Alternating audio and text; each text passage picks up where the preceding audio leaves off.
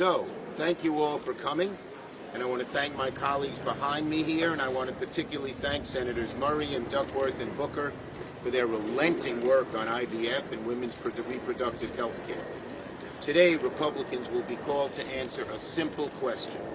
Do you support American families' access to in vitro fertilization or not?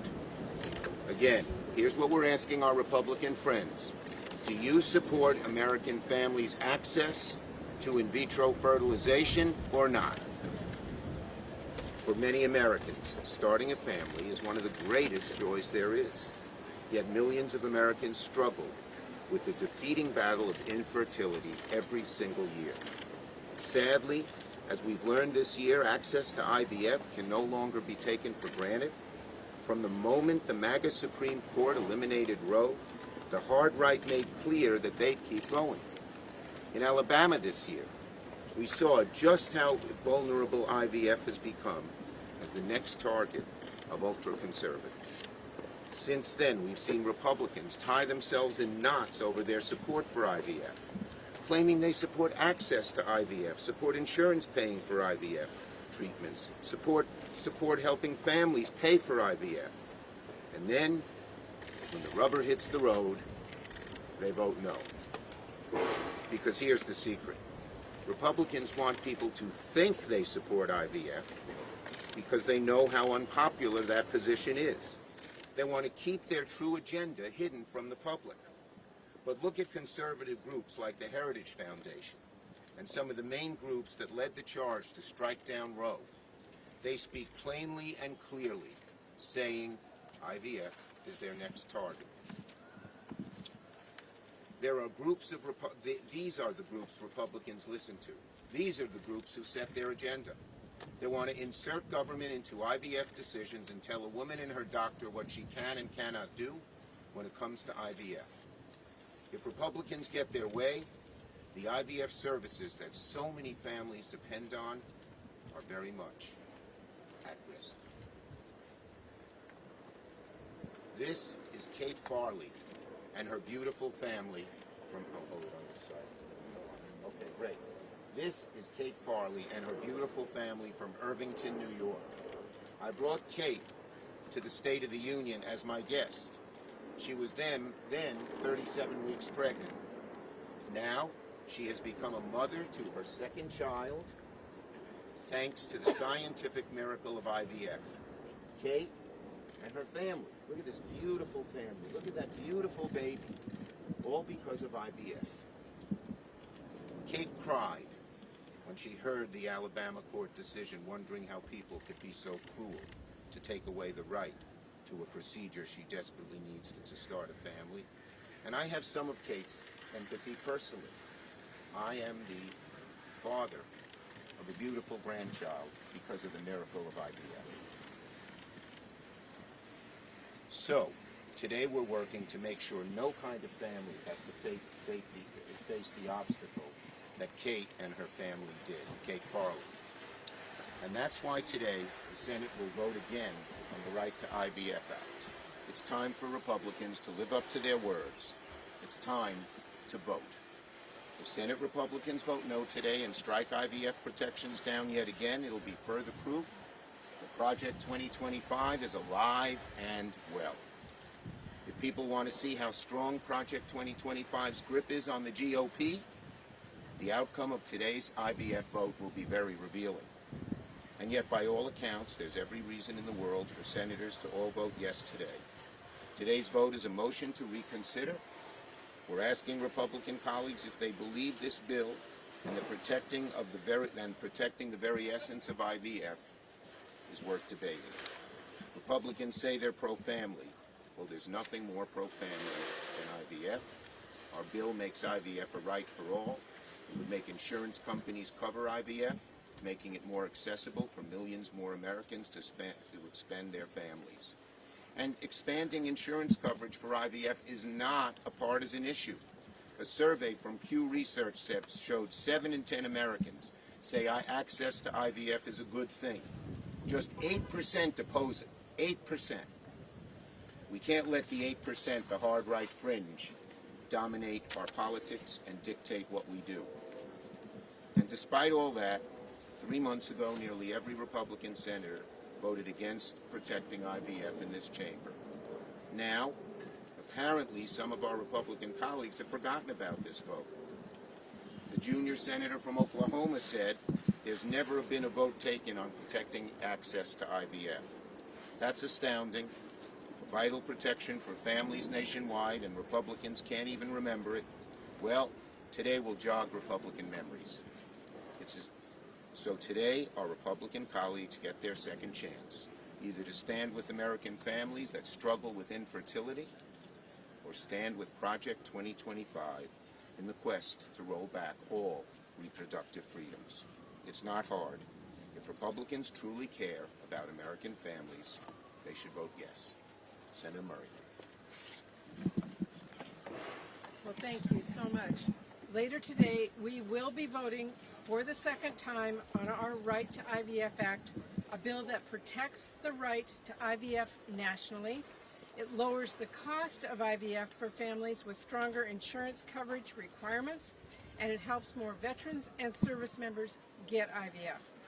Last time, Republicans killed this bill, and Trump said nothing.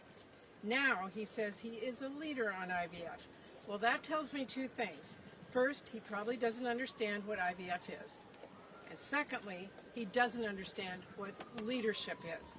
The only reason IVF is in jeopardy is because Donald Trump overturned Roe, something he has never stopped bragging about. Now Republicans in Congress are playing the same game, posturing as pro-family while voting down this bill to help families grow, pretending to support IVF while championing fetal personhood. But despite Republicans' record, their empty claims about IVF support are only getting more and more brazen. If Republicans are serious about supporting IVF, if Trump's promise to help families pay for it is more than just bluster, there is no reason we can't pass this bill into law and help a lot of people. Republicans need to realize families have been listening to what they say, and today they're going to be watching how they vote. My advice to Donald Trump and J.D. Vance and every Republican who wants to talk a big game about IVF and then refuse to show up, save your breath. Families don't want to hear that. If you only have false promises to offer couples who have faced heartbreak after heartbreak trying to grow their families, stop talking. If you only talk about childless people when you need a political punching bag on right-wing podcasts, stop talking. If you are only willing to say you support IVF, but you're not willing to vote for it, and you aren't even willing to disavow fetal personhood, stop talking. Because for Donald Trump, this may just be another empty promise that he can break, but to our families, this is really personal. It is months of trying and trying. It is hundreds of thousands of dollars. It is hope and heartbreak. It is their whole world. It is their whole family's future that you're toying with. Women who struggle to have kids don't deserve to be someone's political punching bag. They do not deserve to be yanked around by politicians who, when push comes to shove, won't actually vote to help them. You can bet those families are going to be watching today, and you're going to bet they remember who actually showed up. With that, I'm proud to turn it over to Tammy, who knows this issue better than any of us. Will you hold my family?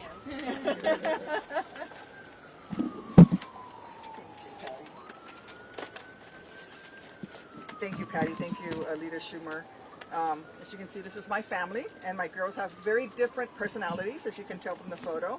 And this morning, I got to pack their lunch boxes, and it sounds mundane, I know, getting up and packing your kid's lunchbox and going through the drop-off line at school. But when I spend just a second thinking about it, even that kind of everyday moment with my girls isn't really mundane at all. It's a miracle.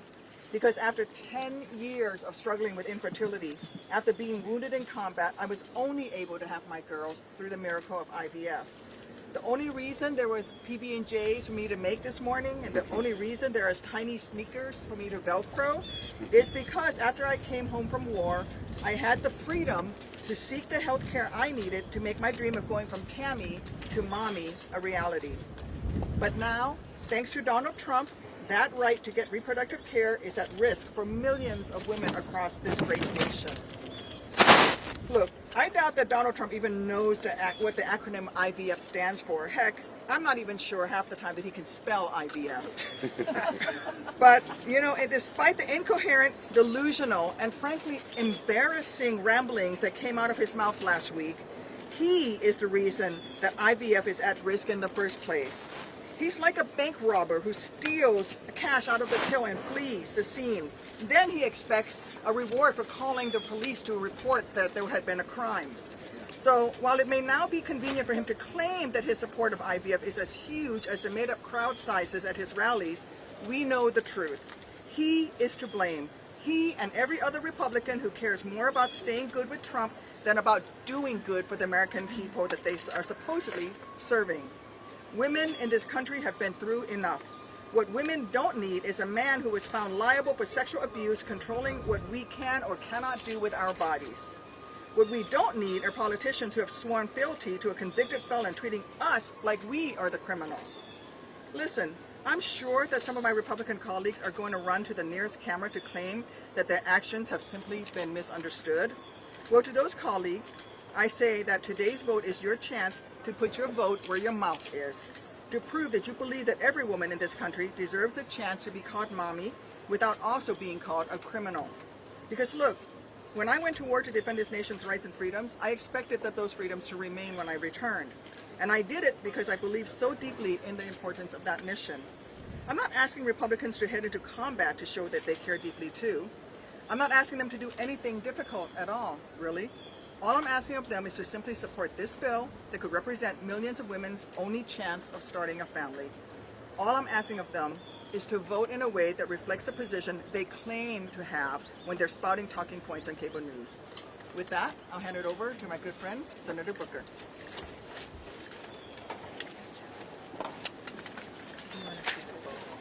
Oh, you want to see the photo?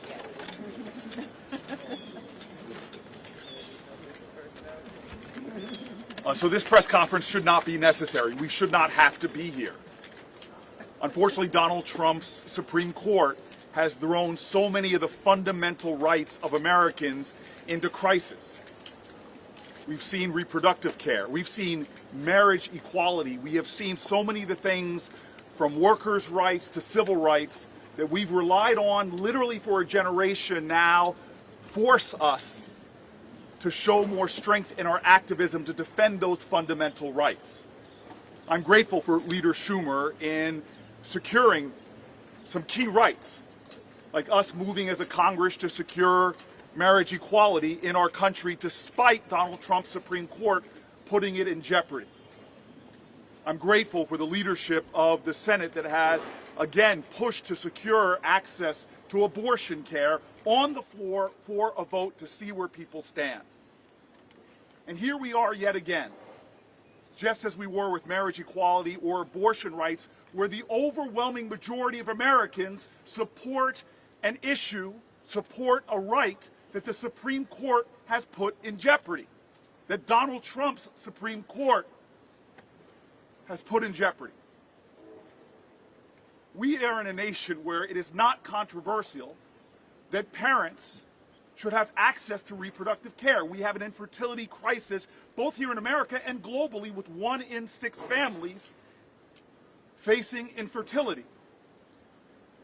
We see families that are religious, families that are not, families in red states, families in blue states, Republicans, independents, and Democrats all believe that we should be securing the right to IVF and believe we should be expanding it for military families who are willing to do the ultimate sacrifice for their country but shouldn't have to sacrifice pathways to being parents. And so today is a sad day that we have to stand here and put a common sense bill on the floor only to watch Republicans strain to find excuses not to vote for what over 70% of Americans want. This is not about politics, it's about people. It's about people over politics, and literally, with my colleagues behind them, It's putting the people before the politicians. Look at these families' faces. Look at their joy. Look at their happiness. Look at their glee that they have what is called the great miracle of having children. Literally, in the Jewish faith, the birth of a child is considered to be the renewal of hope for the world. And so this is about hope. It is about love. It is about ensuring that we as a nation are what we say we are, a place with liberty and justice, a place where we really can be about the pursuit of perhaps the greatest happiness there is. I want to just thank the extraordinary leadership of the two women on my left. I've listened to Tammy's story in countless interviews now that we've done together, her sharing her personal pain. I've seen the steadfast, indefatigable leadership of Patty. I want to thank Rosa DeLaura for working with me for years now on expanding access for people through public and private insurance. I am telling you, we are on the right side of history, and we will not stop fighting until those ideals of life, liberty, and the pursuit of happiness are achievable for all families. Great job. Thank you, everybody. We're just going to ask everybody if you guys can all take like 4 steps backwards so we can get a full photo. Stills.